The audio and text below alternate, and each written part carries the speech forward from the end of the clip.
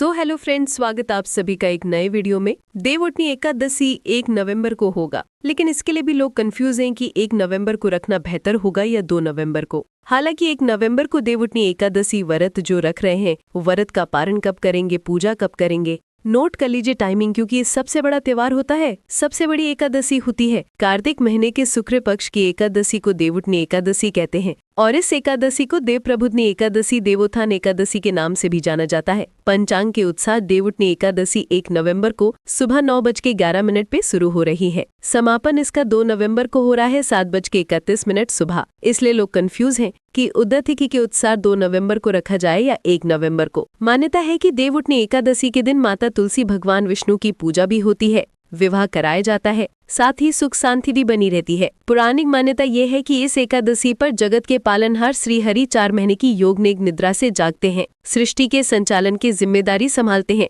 चातुर्मास का समापन होता है, साधी मुंडन, भूमि पूजन, सगाई, गृह प्रवेश की शुरुआत भी शुरू हो जाती है। तो चलिए जानते हैं देवउठनी एकादशी के दिन किस मुहूर्त में श्री हरि की पूजा होगी, सृष्टि के पालनहार की पूजा किस विधि से किया जाए। दृक पंचांग के उत्साह देवउठनी एकादशी 1 नवंबर को सूर्योदय के समय मौजूद रहेगा, इसलिए एकादशी का व्रत 1 नवंबर को ही रखा जाएगा। 2 नवंबर को व्रत का पारण होगा, जिसका मुहूर्त दोपहर 1:11 से 3:23 तक होगा। लेकिन पूजा करते कैसे हैं देवउठनी एकादशी का? सुबह जल्दी उठे, ब्रह्म मुहूर्त में स्नान करिए, साफ कपड़े पहनिए, घर के दरवाजे को पानी से साफ करना होगा, चूने और गेलू से अलपना जरूरी है, गन्ने का मंडप सजाइए, देवताओं की स्थापना करिए, भगवान विष्णु की पूजा करिए, गुड़, रुई, रोली, अक्षत, चावल, पुष्प रखिएगा। पूजन में दीप जलाकर देव जगाने का उत्सव मनाते हैं। उठो देव बैठो देव ये कहा जाता है। आपके उठने से सभी शुभ कार्य होंगे, ऐसा कहना जरूरी है, लेकिन आप ये गलती इस एकादशी पे ना करिएगा।